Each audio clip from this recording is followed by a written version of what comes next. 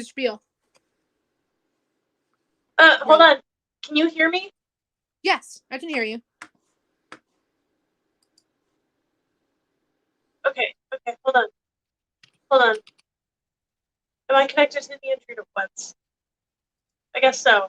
Otherwise, this wouldn't be working. Phone, can you cooperate? Please. Technical difficulties today. Okay. Both of us, man.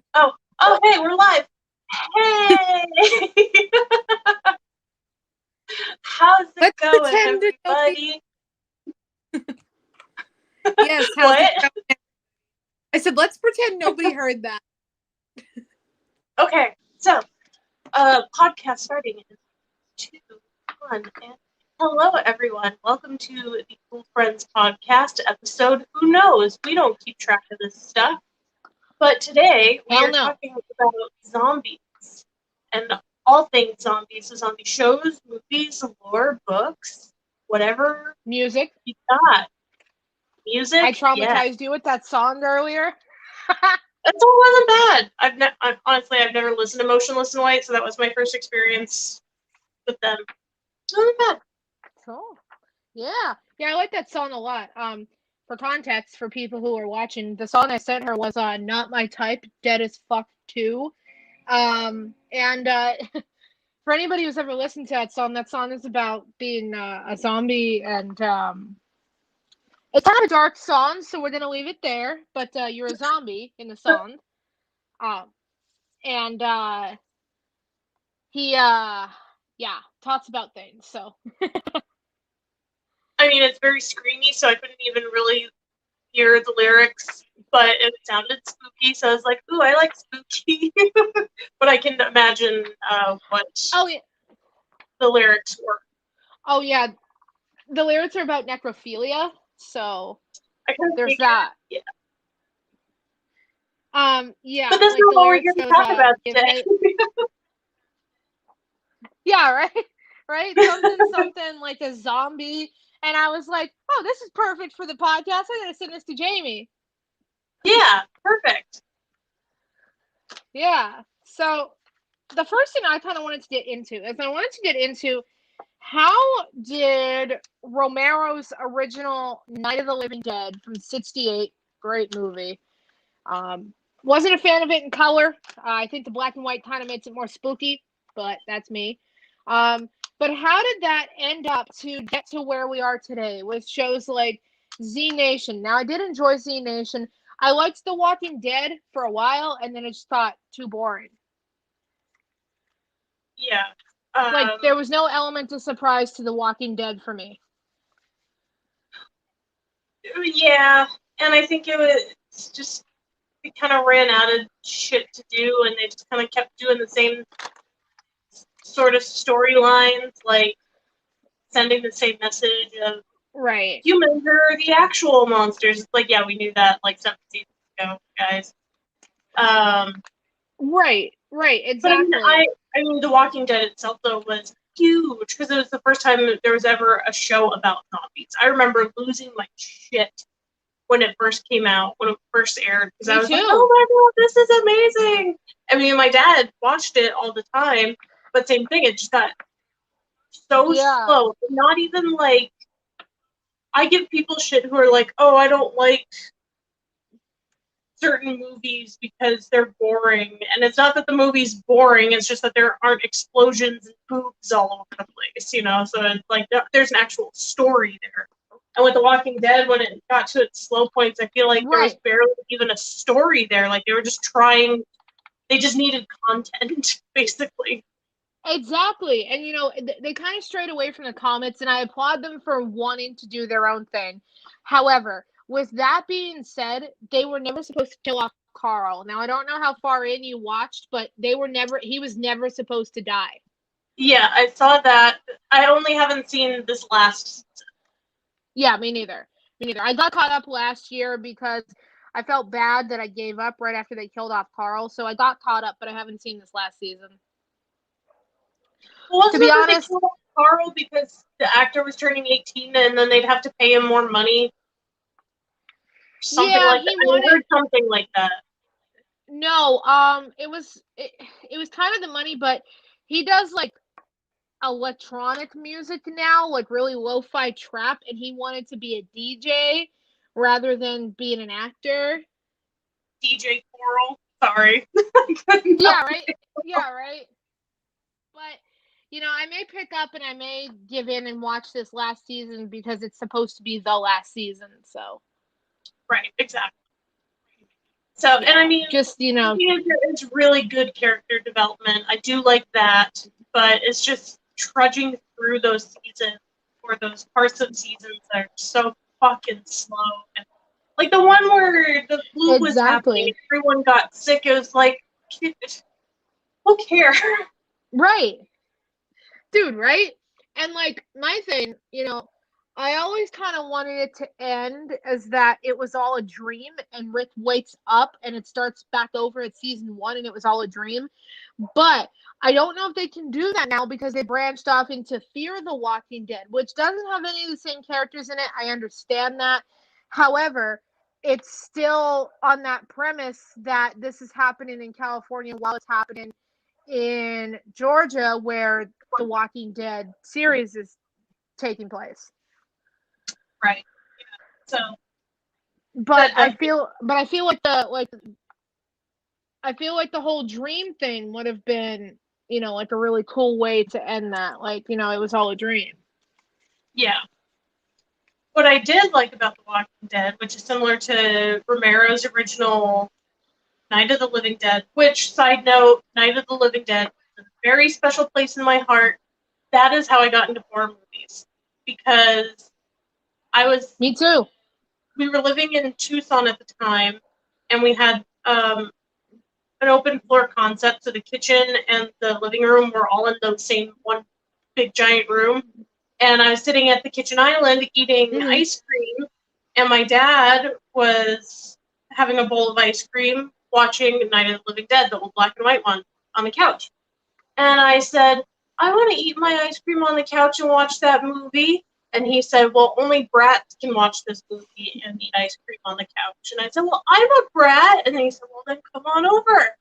And so ever since then, thank you, Dad, I've been into horror. So I love that movie. I love the original and the remake. I love your dad. Yeah. I know. He was the best. And he did that so that I would grow up not being afraid of shit. And there are very, very few scary movies that actually scare me. Oh yeah.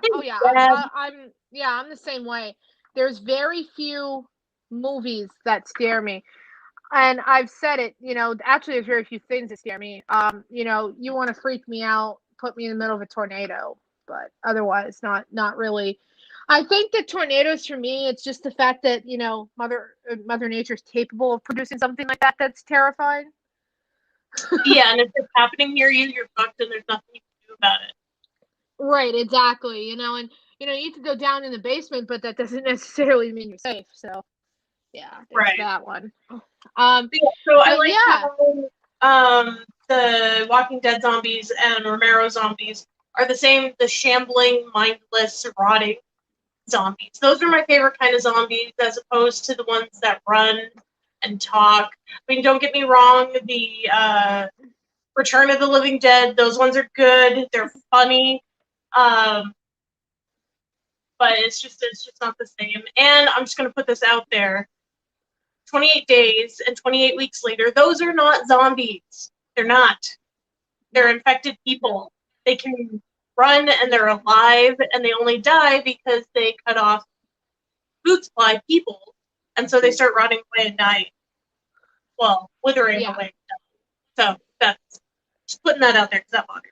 But yes.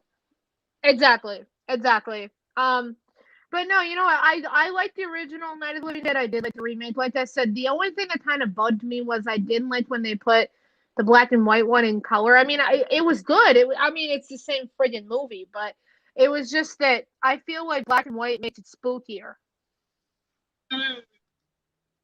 See, I've never seen the one where they put the old one in color, but I've seen the remake. I like the remake because I like Barbara better. I like her character development better, and also Tony Todd is. I'm hiring him to narrate my life, so.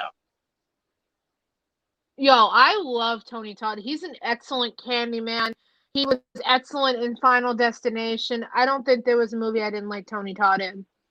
If he does not make a cameo appearance or is a full-blown character in the new Candyman, I'm gonna be pissed.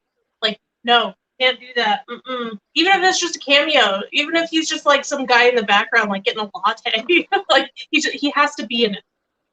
Oh, dude, exactly. Like, okay, for example, even if he had a character as minute as I don't know if you've ever seen the movie. I don't think many people have even seen the friggin' movie, but have you ever seen the movie Juice? No. Have you ever seen the movie? Okay, it's a movie with Tupac in it, and Omar Epps, Oh. and I forget what the other guy's name is. So wait, is it about Tupac, or But is Tupac it's a really actually? good. He's actually in it. It's Cool. about this group of friends growing up in Harlem, New York, right? And the one guy, Omar Epps' character. He has aspirations to be a DJ, and his friends accidentally get tied up with a life of crime. And by accident, I mean they planned on steering this one store owner that always chases him. They planned on steering him into giving them some money. So like it was. I mean, yeah, in hindsight, it was like gonna be a robbery, but like they didn't intend for it to be like that. And Tupac's character actually goes on a power trip and shoots the owner, and then shoots one of the guys in the group, and for respect. And then he goes like crazy. And I don't want to spoil the ending for you, but it's a really good movie. But anyway, what the hell was my point of this? Oh yeah, Samuel L. Jackson. Oh. Samuel L. Jackson is in that movie, and he has such a minute role that if Tony Todd had a role similar to that in Candyman, I would be okay with it. Okay, gotcha. Yeah, because Samuel L. Jackson, he just plays like this guy, and he like hangs out in the pool hall, and he has a few lines, but he's not like a major main character. Okay. Mm-hmm. I love when actors do cameos like that, or even in like really bad B movies, you'll see some really good actors, and it's just like, what the fuck are you doing here? But it's nice to just see them. I guess they just like to fuck around sometimes. Yo, I loved the Jay and Silent Bob cameo in Scream 3. Oh yeah, was it Scream 3? I loved that. 4? It was Scream 3. Okay. Oh yeah, that makes sense. Yeah, because they were filming Jay and Silent Bob Strike Back at the same time on the same studio. That's because I don't know if you've ever seen Jay and Silent Bob Strike Back, but they actually show that in the movie. They show them walking onto the Scream set. I did not know that. So, I think I've seen bits and pieces Gus of it. says, "Yo." Yeah, Scream 3 is all right. I was just watching it the other night, and it's all right, but I kind of expected more shock value rather than she has a long lost brother she didn't know about and all this bullshit. Yo, what's up, Gus? Gus says, "Yo, yo." why was I not informed? This was a last minute decision today. Actually, we just decided on this yesterday." So, yeah. what are your favorite kind of zombies? Which ones actually give you the creeps? And then which one's your favorite? Oh. Okay. I think that the Walking Dead ones and Romero, they're not really that scary. I mean, yeah, it's a little bit like creepy to look at them, but I think I can safely say the ones that kind of creeped me out the most were 12 Monkeys. I liked that show a lot when I was in high school. It was on Sci-Fi for a while. I never got past the second season, and it's only because I got bored with it, but there's this one scene, and this guy is walking in a dark room, and there's like a zombie baby, right? And he's like calling, and he goes, "Here, baby, baby." And then you see a flash of the baby, and it looks normal, and then it turns right into a zombie, and then it flashes back to the kid, and I was like, "What the fuck?" So, to answer your question, the 12 Monkeys zombies. Yeah. So you brought up the zombie baby thing, and I remember when they remade Dawn of the Dead. Was Dawn? Yeah, when they're in the mall, and they had the zombie baby birth. Like that was a big first in horror movies, and I'm honestly really surprised that they did that.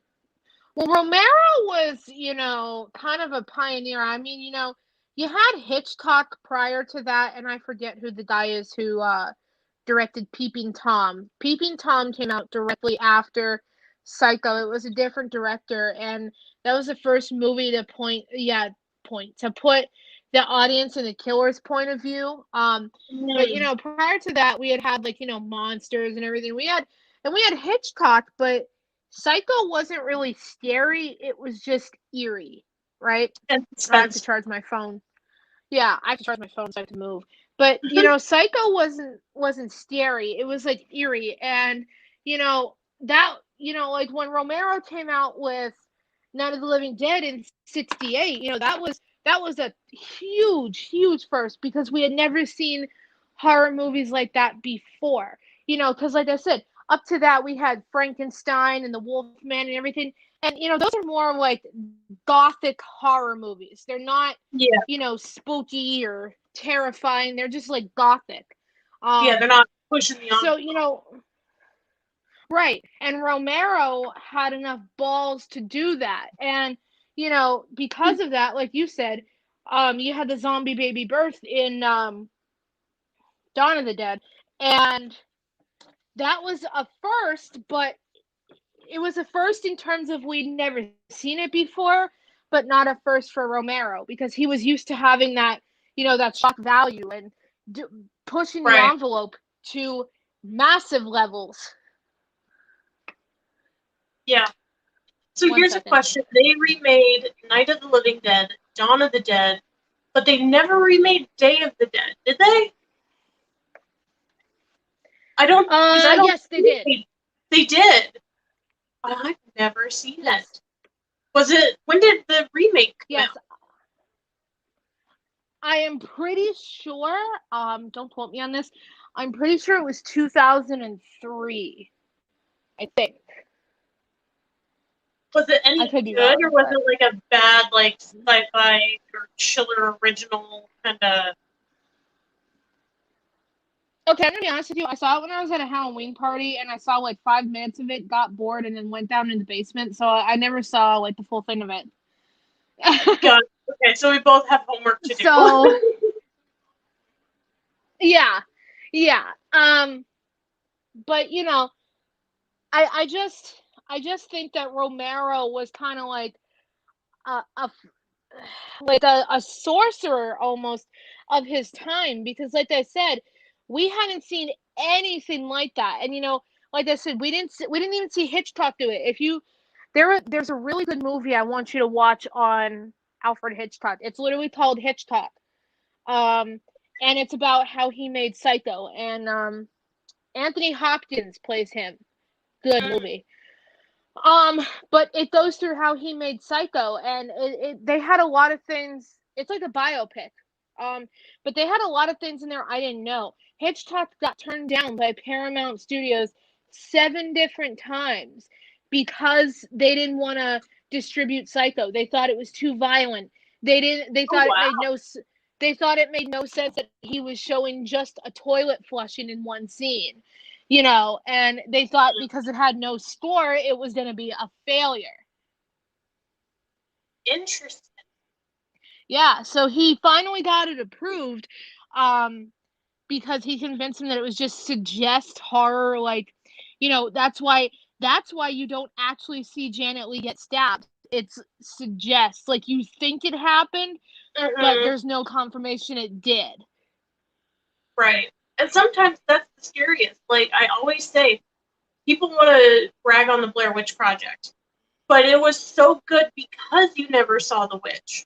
Because what you create in your mind is way scarier than whatever someone's going to put on the screen. Right, exactly. And it's like I said, I think that, in a lot of ways, yeah, Hitchcock was the pioneer, but Romero gave us like something that terrified everybody that had never ever been done before. Right. Yeah. And part And I mean, and can you part of imagine that time period, seeing that movie for the first time, seeing something like that? That's intense. no, not in that time period. In today's day and age, that's nothing. But if I was around in '68 when that came out, I would have thought, "What the hell is this?" Because it had never been done. Right. And but '68 wasn't like the first. Like, you had Rosemary's Baby. That was the first movie that touched on devil worship and everything else. It was a lot Mhm. of firsts. Yeah. That's when Nixon became president, unfortunately. Speaking of zombies. But yeah, right. I mean, you had a lot of firsts in '68, so it's not. But I know a lot of people say that like modern day zombie movies are the best, but I think Romero really, really, really paved the way. Oh yeah, absolutely. Because He opened a whole new genre of horror.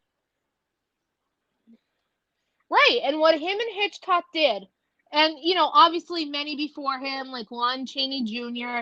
and Karloff and Vincent Price, and all of them, what they did paved the way for the new horror, but nobody has done anything like I like to call it the golden age of horror. So for me, that's like from 31 with the original Mummy all the way probably to 98, because that's when The Faculty came out. I love The Faculty. Yeah. But I have yet to be wowed by the modern day horror movies. You know what I mean? Yeah. I mean, it takes quite a bit for me, and it's because we are horror movie veterans. We've been doing it. I was Right. 3 years old at the time when I first saw Night of the Living Dead, my first horror movie. So it's hard to find something that, one, actually scares me, and two, really makes me think. So it's not just the imagery; it's also the story that I want to scare me well. And jump scares don't count. I cannot remember who said this, but I quote it all the time. It's like with laughing. Just because you tickle me doesn't mean you're funny. Just because you get me with a jump scare doesn't mean it's scary. Right, exactly. Like, I mean, a jump scare, unless I'm expecting it, it usually does nothing for me. And even if I am expecting it, I'm like, dude, like I don't understand how people get so terrified and cover their eyes. And maybe it's because, they watch like one horror movie a year, or they, around Halloween time they say, "Oh my god, horror movie season," and then they'll watch like freaking Hocus Pocus. No offense to Hocus Pocus, but it's not a horror movie. Right. Yeah. And I mean, there are very few movies where I have covered my eyes, and the only reason I have is because of suspense.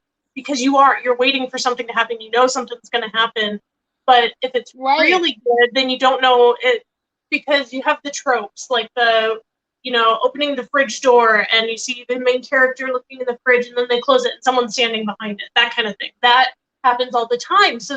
But now more and more movies are doing stuff like that where they close the door and there's nothing there because they're playing off of that trope. So now I think it's almost easier to talk with people and, so they don't know if something's going to be there or not. So I feel like in the land of suspense and everything, there's much more to work with almost because of those tropes.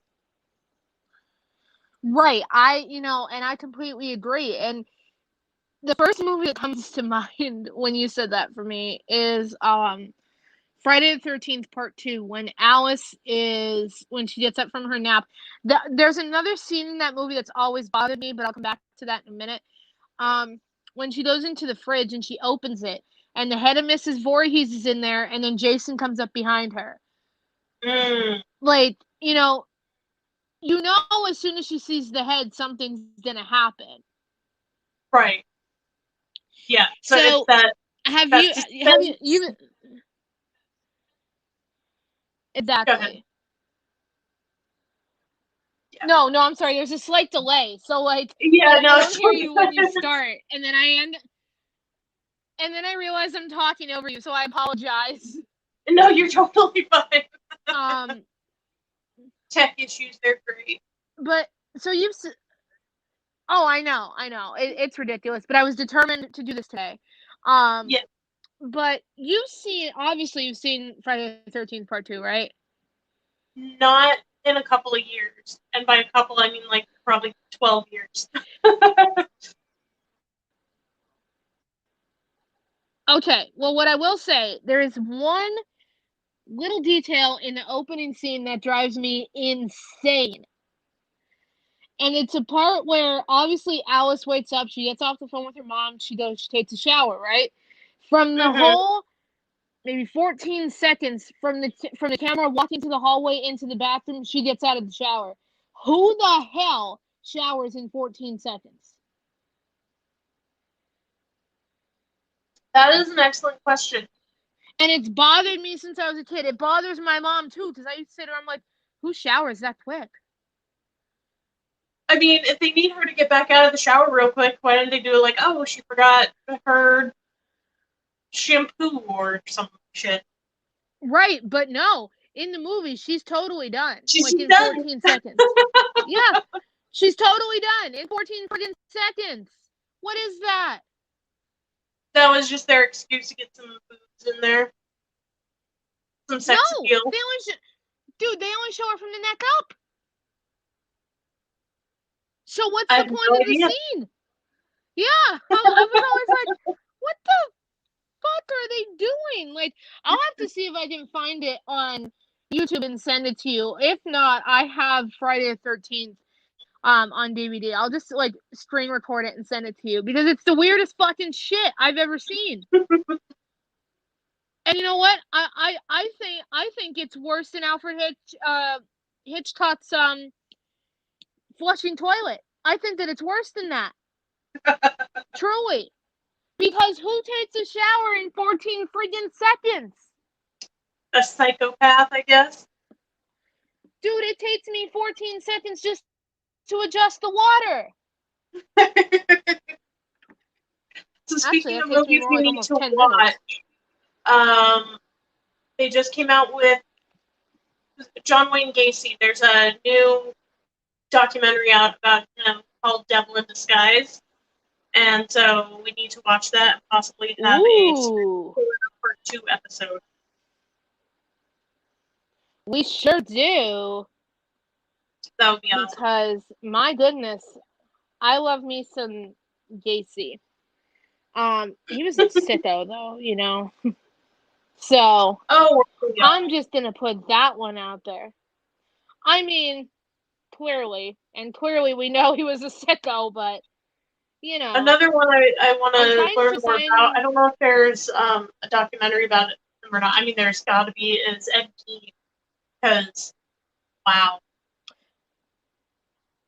There is. I have a whole friggin' DVD on serial killers, and they pronounce his last name as Ed Gein. So once you get past that, but I have a whole like DVD on it. I'll have to loan it to you. Yeah, definitely. I'm switching over to my iPad.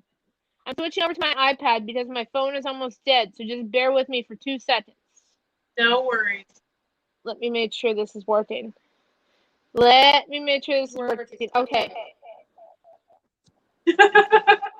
Wow, this is spooky. This is really spooky. Oh no.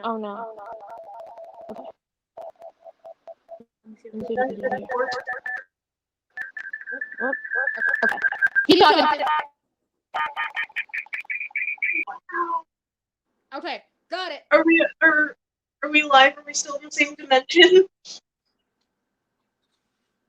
Yes, unfortunately, we're still live, but I got it fixed. Yay!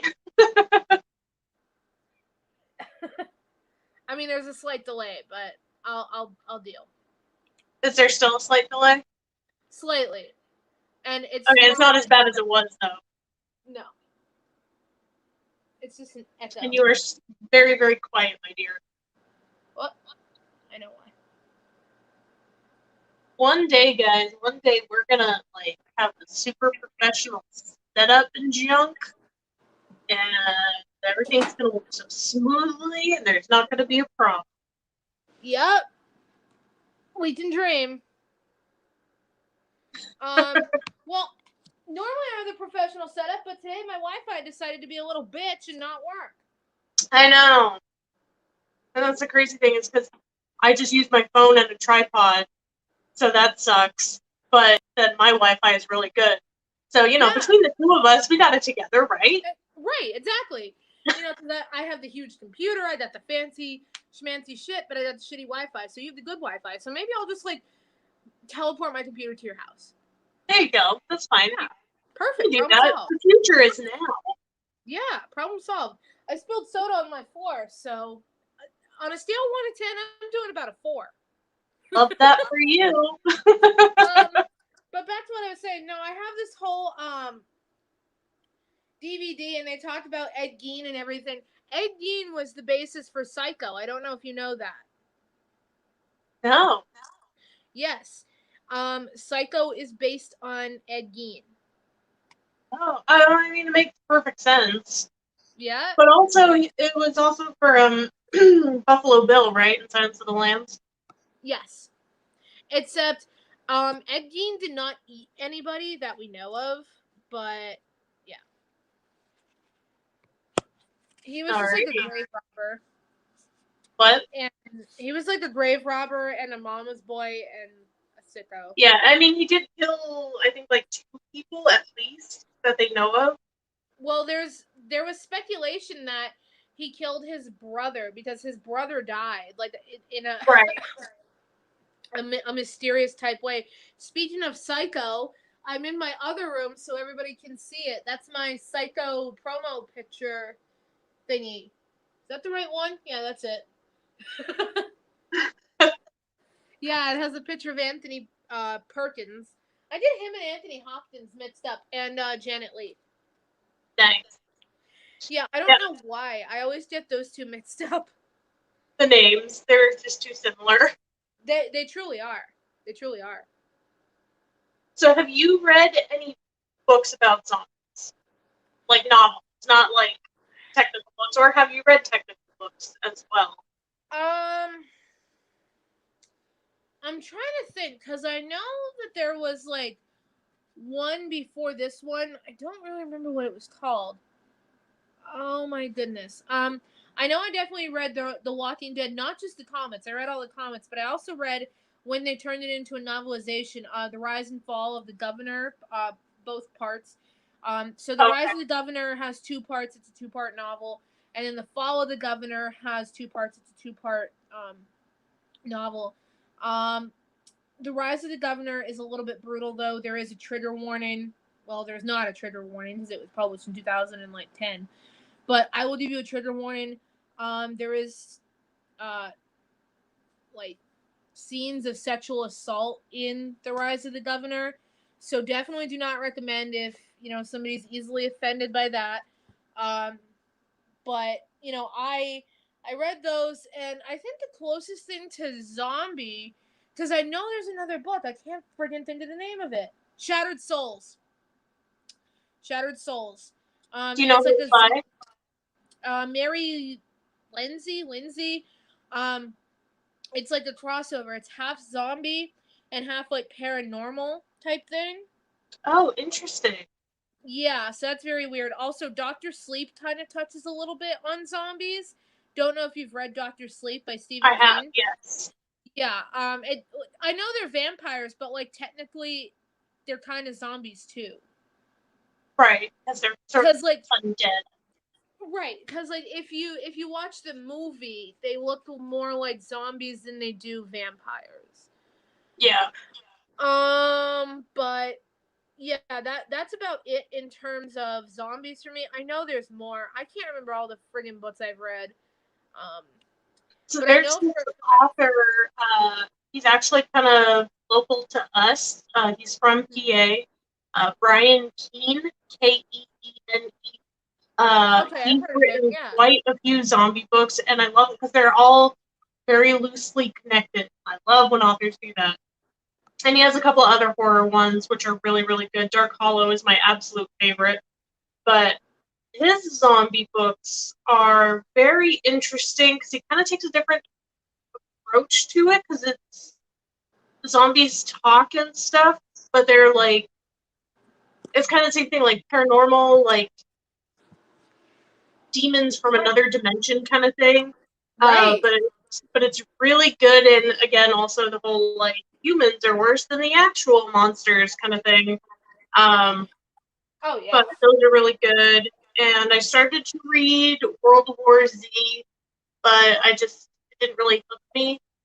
But I Yeah. know I actually, for Father's Day one year, I got my dad Max Brooks' book of the Zombie Survival Guide.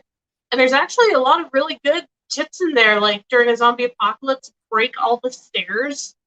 Like, just destroy all your stairs and use ladder systems. Because zombies can't use ladders. Really? Yeah, and then you just pull the ladder up, when you're not using it. So stuff like that is like the best form of transportation with a bicycle because it's quick but it's quiet. So nice. That's pretty smart. cool. Oh, I just remembered another book I read.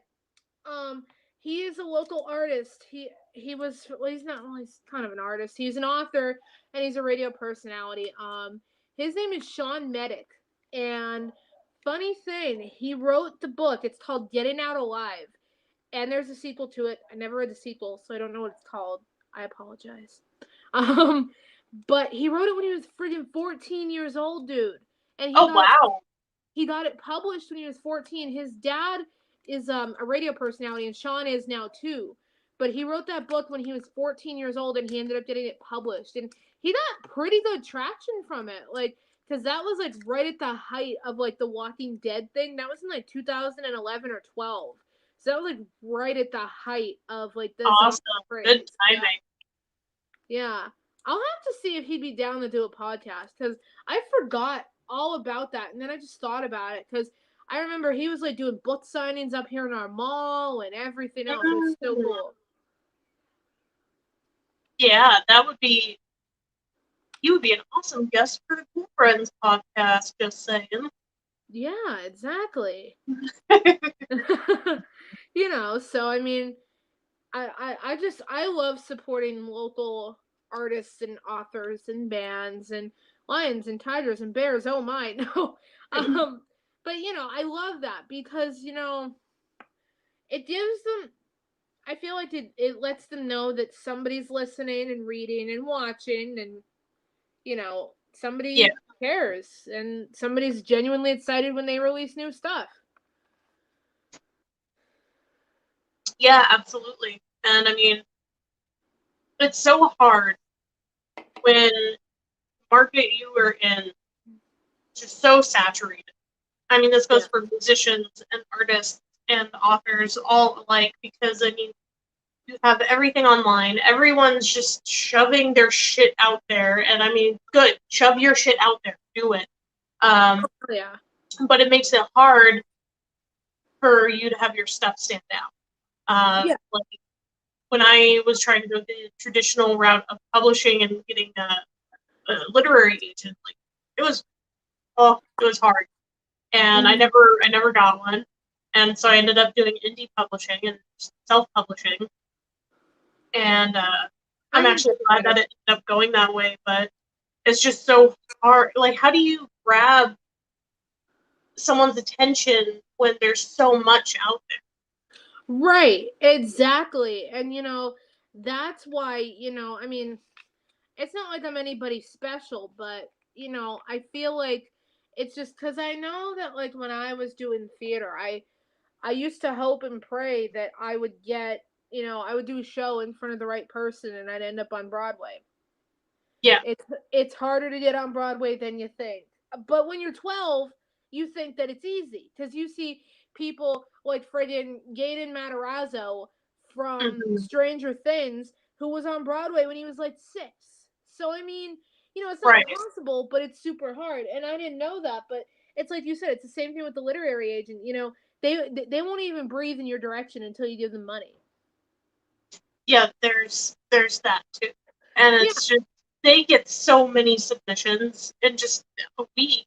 Like, You know, you Right. can't expect them to read every single little thing, so it's like your shit has to be top notch. Right. And that's not to say if you don't get a literary agent, you don't grab their attention. That doesn't mean your work is bad. Right. It's so hard to stand out as a drop of water in the ocean. Oh yeah.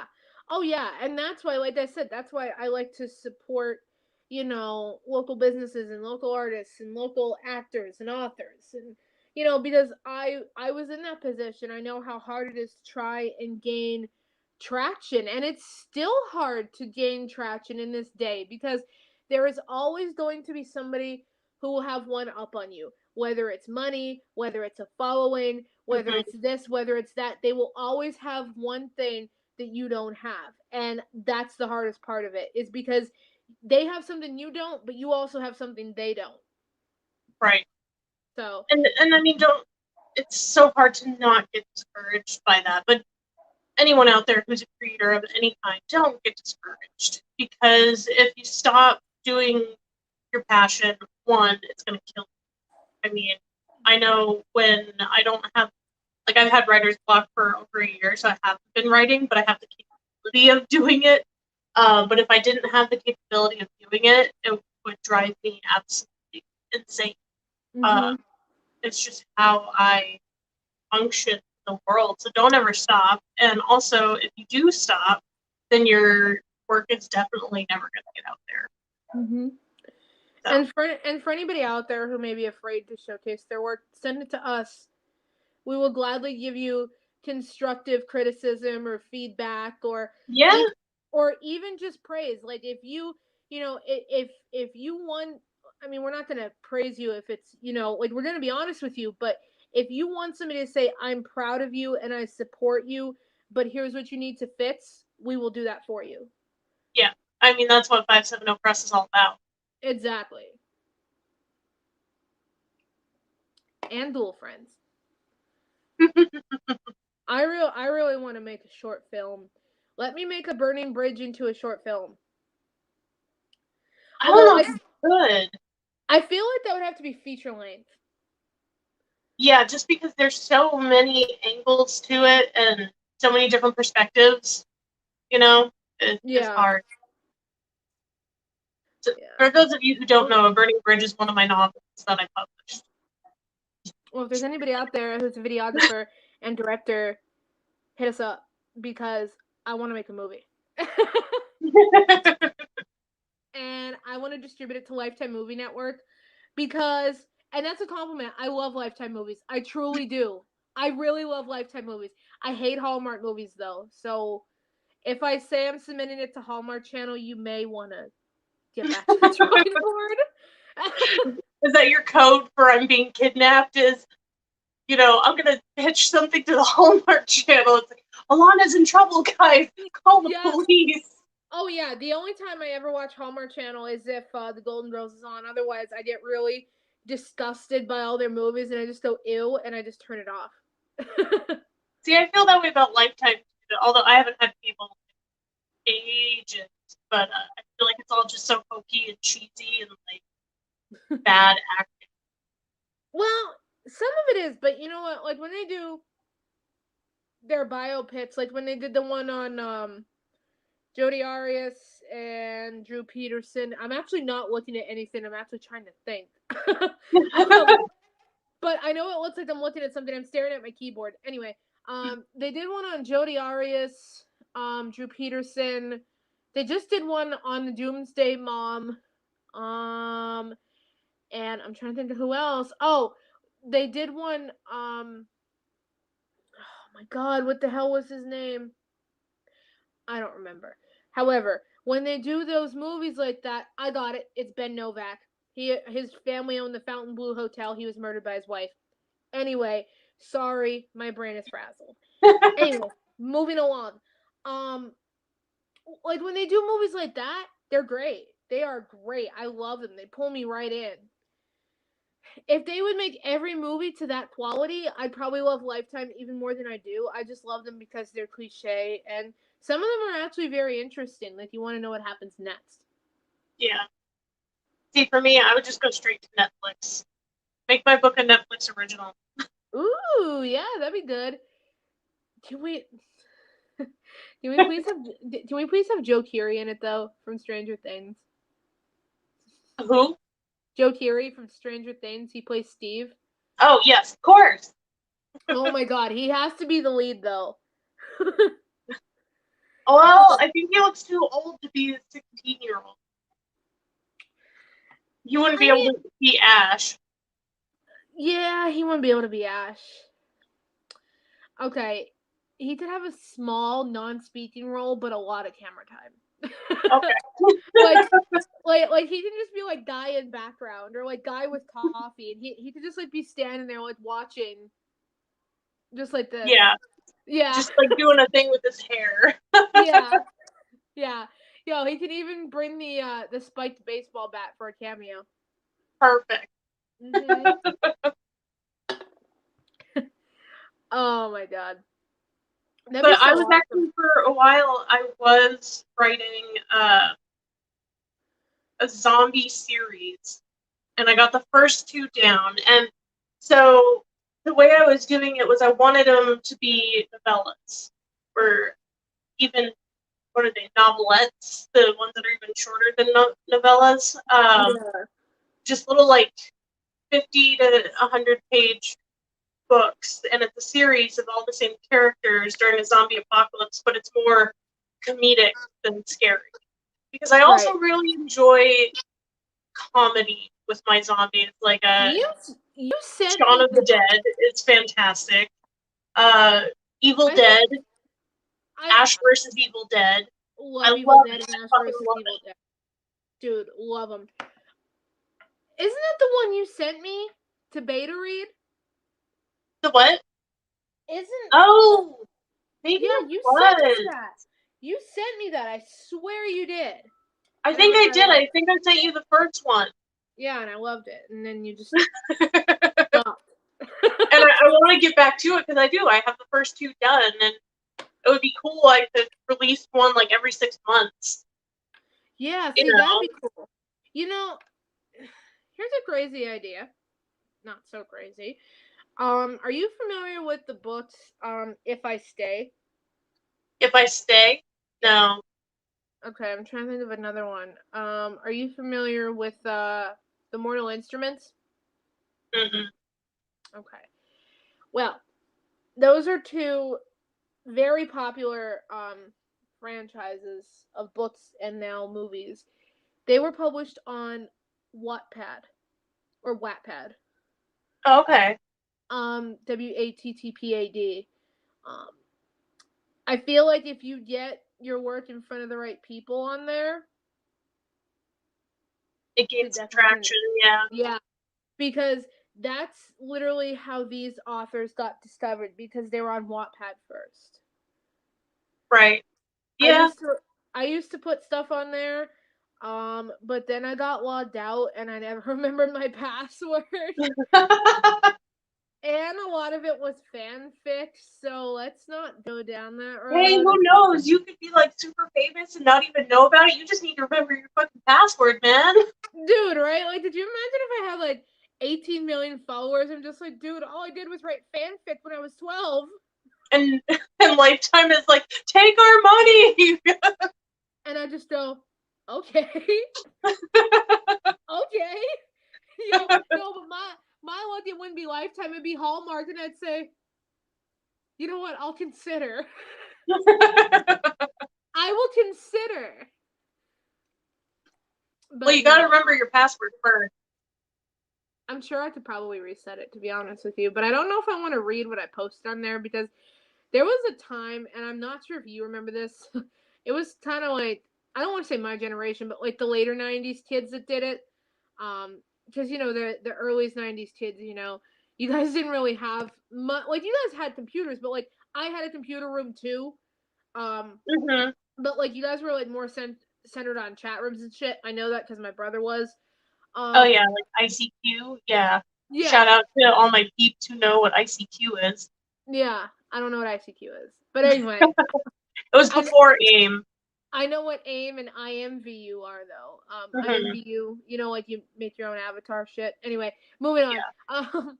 But no, the later 90s kids used to publish stories on YouTube. As strange as that is, we would do like a blank video. It would just be like this, and then it would be an entire friggin' novel in the description box. Oh, wow. And my dumbass used to not only sit there and read them, but I would sit there and write them as well. But one time when I was in like 9th grade, I went back and I read them and I was like, what the fuck is this bullshit? And I deleted them, so there was no evidence I ever did that, except for the fact that I just admitted that I did. But technically, Yeah, I think all writers have that point of going back and being like, oh, God, why? But technically speaking, that never happened. I mean, even though I just admitted to it. But no, seriously though, like, you know, Wattpad is a really great place to do that because a lot of authors and artists and such get noticed on there because it's such a widespread community and there's so many. I don't want to sound vain. There's so many artists that kind of lack in certain areas that other ones make up for. And the ones that make up for it are normally the ones that get the traction that they need and deserve.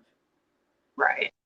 Like, well, it's also free. I mean, who doesn't love free books? Exactly. And, it's not just that, and I'm not saying that every author is a bad author because I love to read. What I don't like to read is bad grammar. So if it's like, if I'm reading the book where literally, like, they use, like, abbreviations the entire time and nothing's capitalized and there's no punctuation and they're misspelling tons and tons and tons of words, no. Yeah. Just no. It's just a pet peeve of mine because I feel like if you're writing a book, you should hold it to a higher literary standard. As with anything you do, you should hold it to a higher standard because ultimately it's representing you. Right. And I mean, as an indie self-published author, I can say, you're never going to get every misspelled word or every grammatical error or punctuation error, but you can get a lot of them. Reread your book like 10 to 20 fucking times, if not more. Mm-hmm. And also, like, with a long span of time between, because, you wrote the story, you read the story, you know what happened, so your eyes just, like, glaze over things really fast. But when you take that break away from it for, like, right. That's why it takes authors, like, years to publish books, because they have to, like, go away and come back and relook at everything with fresh eyes. Like, it's a fucking process. Right. And, even if you read friggin' the Twilight series, which don't hate me, but I did enjoy the Twilight saga. Not so much the movies, but I did love the books. But, if you read those or Goosebumps or, like, just throwing some names out there, I can find grammatical errors in every single one of those books. Yeah, nothing is perfect. Yeah, but because nobody's perfect. But you can put the work in to make sure that it's really good. Still. Right. You can put the work in to make sure it's your best work. It may not be perfect, but as long as it's your best work. Right. So we totally got off the topic of zombies. Back to zombies. What is your favorite zombie video game? And then I'm gonna wrap it up because now my tablet's almost dead. I love Left 4 Dead 2. Oh, dude, yes. It's finally. So fun and also frustrating and funny, and I love that there's game modes where you can be the special zombies and, like, attack your friends. I think that's phenomenal. Dude, I played Left 4 Dead 2 for the first time when I was like maybe 8 at my neighbor's house. I loved it. Loved it. That and Halo were my two favorite ones when I was a kid. Friggin' loved Halo. Loved Left 4 Dead 2. Another good one, believe it or not, is in Call of Duty, the more modern ones like Black Ops 2, 3, such and such. You can actually do zombie mode where you're fighting the zombies. It's so friggin' cool. Oh, nice. Yeah, I mean, I'm not a big Call of Duty fan, But I love that you can play like zombie mode. Right, yeah. Oh my god, what mission is it? In Left 4 Dead 2, the concert. I fucking hate that level. It's like the final boss level, basically, of the whole world, and it's such a piece of shit. It's so frustrating. Dude. I think I've only ever beaten it twice, and I've played it like a million times. Dude, when I got to that level, I made my brother beat it. Yeah, that's just there are some levels in games where you're just like, hey, friend, do this for me. Exactly. And then you sit there and you watch and they're doing the exact same thing you were doing. You're just like, oh, okay, so I'm just a moron. What's great is when you get older and younger people do that to you. So, like Moose, my youngest nephew, he does that to me all the time with his Spider-Man game, and I'm like, I don't know this game. Like, I don't know what you're doing. I'm old. I'm like, I don't know what to do.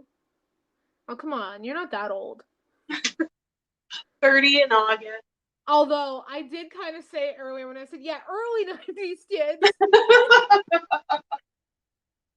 And then I said, what the hell is ICQ?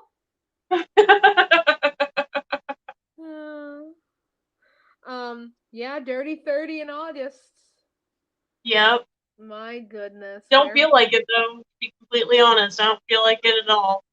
Dude, I'm sorry. There's nothing funnier than that time we went to the bar. I don't even remember where it is. But even if I did, I wouldn't call it out. But, like, I didn't get carded, and you did. I still think that was hilarious. Because, like... Yeah, that was interesting. I literally just sat down, and I was like, yeah, I'll take the Yingling. And they were like, cool. And you were like, yeah, I'll take the Corona. And they were just like, can I see ID? Well, I'll never forget. Oh, my God. And it was funny because it made me feel good and old at the same time. The other day at work, some young girl, like barely 18 probably, she came up to me at work and she was like, can I get your opinion? Should I get this Britney Spears t-shirt? And I was like, of course you should. It's Britney Spears. And I was like, but, you know, I'm a little biased because I grew up in the 90s. And she goes, you did? And so, one, it made me feel really flattered, and then two, also very... So, you know, honestly, it doesn't feel like there's like a 7-year age gap between us. For those of you who do not know, me and Jamie are 7 years apart. Yes. Like, almost exactly 7. Yeah. No. Yeah, almost exactly 7, yeah. Yeah. I think it's 7 and, like, what, 3 months, something like that? Somewhere in there. Like 2.5 months even. Yeah. Yeah. And we always thought that was funny, because our dads are 7 years apart, too. And then me and my sister are 7 years apart. Exactly. So it's like 7's our lucky number. Apparently. Yeah. But it's funny because, you know, 7 was always a very lucky number for my mom too. Like, she always tells me like 777 and shit like that. So I don't know. Maybe one day on July 7th I'll become a millionaire. Right. Just get a bunch of okay. So on July 7th, go and get 7 scratchers, and let me know what happens. I will. I have to wait till next July 7th though, because today's the 11th. Right. Yeah. I forgot what day it was, to be honest with you. So there's that. Yeah. I almost said, hold on, I'll be right back. I'll let you know. But that's gonna have to be next July 7th now. Anyway, but yeah. That's pretty much all I have in terms of zombies, but you know, I think that my main point here is that Romero definitely broke open that friggin' door. Like, he didn't open it. He fucking broke that thing down and was like, I'm here, here's zombies. Bye. Yep. He just kicked open that door, threw a zombie on the ground, but here you go. Yep. And that was literally it. He just goes, all right, I'm going to my trailer. He just threw the zombie on the floor and was like, yep, there you go. And you know what? It worked. It did, because it spanned, you know, various movies, various TV shows. I'm glad that you mentioned The Evil Dead and Ash versus the Evil Dead. I fucking love both those movies. Yes. Fun fact. Bruce Campbell, please marry me. Fun fact. the original Evil Dead originally had an NC-17 rating because they thought it was too violent. Anyway, it was almost X-rated, actually. Well, in the very, very first one, the directors hated it. They hated how it turned out. So if you go and you watch Evil Dead 1, I mean, 1, it's like, the quality is horrendous. Yeah. But also it's interesting because it's similar to the remake, and it's also similar to Evil Dead 2. But so from the director's point of view, Evil Dead 2 is the actual real Evil Dead. They just pretend the first one like this. Yeah. Yeah, and I remember reading about that. But yeah, you know, Evil Dead, Ash vs. the Evil Dead, Z Nation, 12 Monkeys, The Walking Dead, Left 4 Dead, Dead by Daylight. The list goes on. I just Sorry, I just knocked something over with my foot. it happens. Well, you just looked at it and you were just like, oh. Like, whoops. But, you know, and the list goes on, and then you have Return of the Living Dead, and that entire franchise. You have Return of the Living Dead, Return of the Living Dead 2, Return of the Living Dead 3, Return of the Living Dead fucking 4. Yep.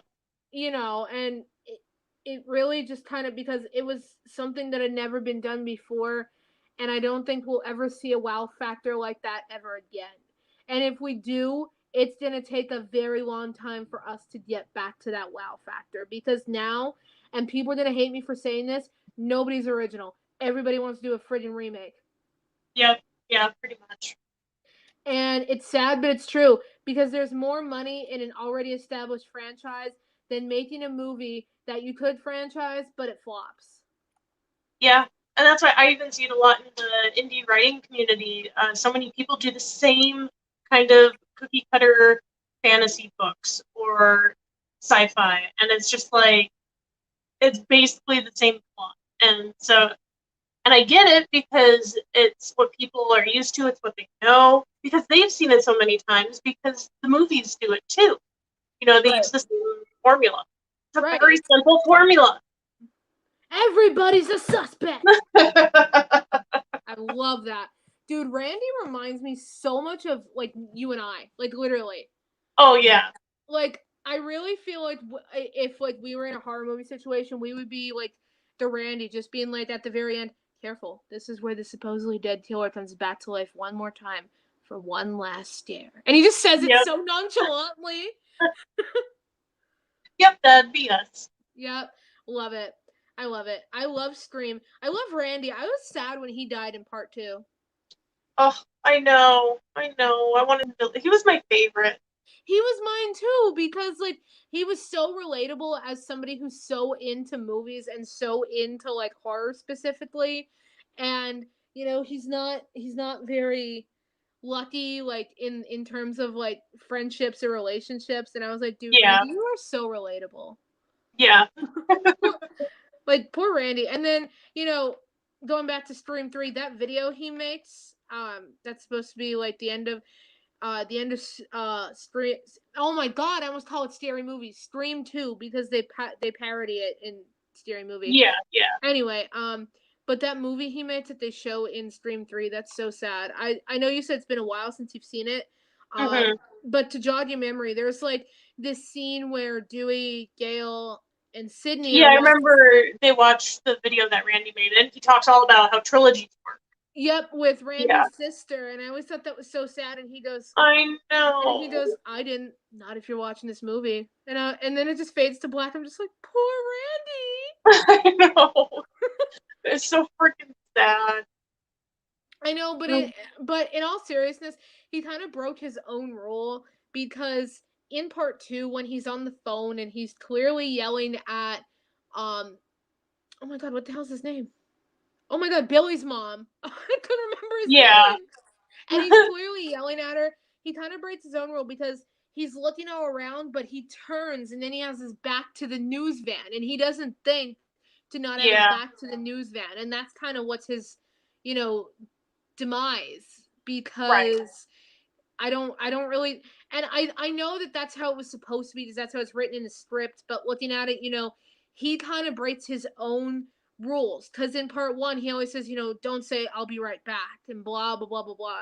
And he kind of like broke his own rule because like he had his back turned. Yeah. Yeah. You're always supposed to be hyper vigilant in those situations and out in plain sight in the middle of a friggin' field where there's nobody else around you so that you're as safe as possible. Right. Exactly. Yeah. He should have known better. Yo, had he have stepped 20 feet further, he would have lived. Because then somebody would have saw Ghostface jump out of that van. Right. And he would have heard it. He would have had that split second to turn around and back up. Right. And react. Yeah. Yeah. And it always bothered me how there's just those guys walking by blaring their really loud music. Oh, I know. Dude, what the fuck?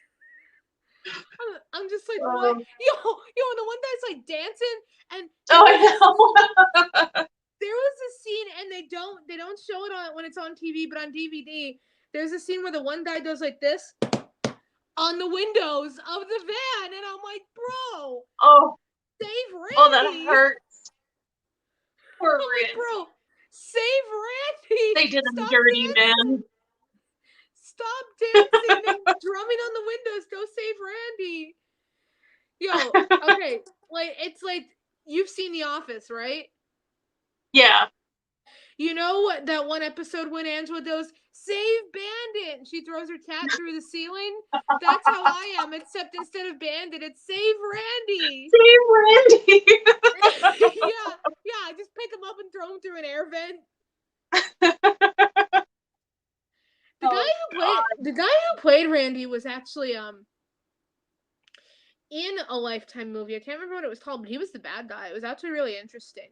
Fun fact also, he is from Upper Darby. Yes, and he was in 2 or 3 of the Tremors movies, like the later ones. Yeah. Poor Randy. We could do a whole episode about Scream. I think it's my all-time favorite slasher of all time. Honestly, we do, and I'll tell you why. Because they just finished wrapping the new Scream movie. All the original cast is back, but it's a different plot. And it's not called Scream 5, it's just called Scream. So it's kind of technically a reboot. And I don't know how I feel about it. When they finished it, the director hashtagged it for Wes. But I don't know. And I feel like I'm going to sit in the movie theater and it's going to be like that part of The Godfather. And I'm just going to say, look how they massacred my boy. Except it's Randy. Literally, yo, that's literally me when they show Randy's body in Scream 2. I just don't look how they massacred my boy. The boy Randy. Yeah, right? Yo, dude, I love Randy so much. Yeah, me too. But I always related to him. Like, he's the weird kid that likes scary movies, and he knows what's going on, but no one's gonna fucking listen to him. Yeah. And he knows how to survive a scary movie because he watches so many of them, but nobody listens. Right. Yeah. Yeah. But, yeah. So I have medium expectations for the new Scream. I had to think of the word. I don't have high hopes. I don't have high hopes, but I also don't have low expectations. I have kind of in the middle. Right. Yeah. And I mean, it's the original cast, so that helps, but it's also like, It's like, I don't love Scream 4, but I get it. I get why they did it. Kind of like a jab at, because at the time they were making a whole bunch of remakes of scary movies. And so I feel like that was their way of being like, you can't fuck with the original. Right. So, like, I get that. But other than that, I feel like they should have left it at the 3. Because it was a trilogy. Because if it's not a trilogy, then what the fuck was Randy's video for? Right, and it was meant to be a trilogy, and I hate how they recognize what happened in part 1 and part 2, but when you get to part 4, they don't talk about what happened to Randy, they don't talk about Roman, they don't talk about anything. Obviously, we know that Gail and Dewey are married from the end of part 3, but that's the only attachment to part 3 we have. Right. Yeah, you're right. Also, really quick before I go, did I hallucinate this, or was there a scene in Scream 3? Because I was just watching it the other night, like I said. Now, I have it on VHS. I just aged myself. Anyway. But I was watching it because it was on TV. And, you know, I'm going to quote Billy here. It was edited for TV, all the good stuff. Yeah. But wasn't there a scene where Sydney's asleep on her couch? Now, this is Scream 3, and I say that because I forgot which Scream I was talking about. But anyway, she's laying on her couch, and she wakes up, and she sees her dead mother walking toward a window. Did I hallucinate that, or did that actually happen? That is a scene, yes. I thought so. But okay. I think, if I'm remembering correctly, they don't ever make it, they don't clarify whether that was a dream or not. Yeah. Or if it was like, I mean, obviously she didn't see her dead mother, but if it was someone in costume or something, because the whole thing is like movie magic and all that. Yeah. Yeah, because I know that there's also the scene where she's like on the set and her mother gets up. I know about that, but when I was watching it the other day and it was edited for TV, and it's been forever since I've seen the uncut version. So I couldn't remember if that was an actual scene that I remembered seeing. So thank you for clarifying, because I could not remember. Yeah. Because prior to watching it the other night, it had been like, I don't know, 5-6 years since I've watched Scream 3. I only usually watch part 1 because I hate the ending of part 2. Really? I hate the ending, yeah, because I get it that it's Mickey and that it's Billy's mom and everything, but I hate that in that split second you think that Cotton is going to be the new killer, and then there's like that whole little like mock ritual thing, and Darrett's up like on the it's not necessarily a cross, it's like the circle. Yeah, he's up on that. And to me, it doesn't feel like the ending kind of ties it all up, because, yeah, like I said, you know, Debbie Salt turns out to be Billy's mom, but why did she want revenge? I mean, clearly, you know, her son was massacred at the end of part 1, but how did she talk Mickey into doing it? You know, why for a split second did you think it was going to be Cotton, because he almost kills Sydney? You know, there's too many questions left unanswered for me. But I understand the ending. Does that make sense? I understand it, but I still have questions. Right. Well, I think that will be a great thing to touch on when we do our episode about Scream. Hell yeah, let's do that next. Okay, we'll do Scream next, you guys. All right. So I'm Alonna. That's Jamie. And the next time you catch Ghoulfriends, we'll be talking about all 4 Screams and the series.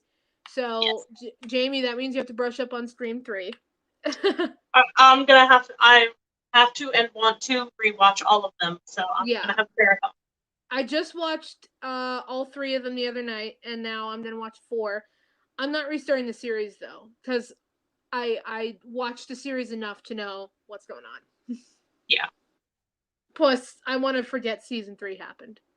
Yeah, that was garbage. It was absolute fucking garbage. I liked how they brought Ghostface back and everything, but that's about it. So the third one was just messy. It's like they did it just to do it, and it's bad. It's there with Evil Dead 1. It doesn't exist. I hate how they only did 6 episodes of season 3, because that had so much potential to be so much better than it was. Like, it had so much potential, like in the very last episode when he gets that text message. It had so much potential for it to have not been the girl trying to mimic the horror movie thing all along. It had so much more that they could have built on, that they just abruptly stopped it. And I feel like that's part of my problem. And like you said, it's messy, but I feel like it wasn't at its fullest potential either. Because I really feel like season 3 could have been good. I really do. Yeah. But more on that next time. Yep. Tune in next time and we'll discuss more. Stay spooky. Yeah.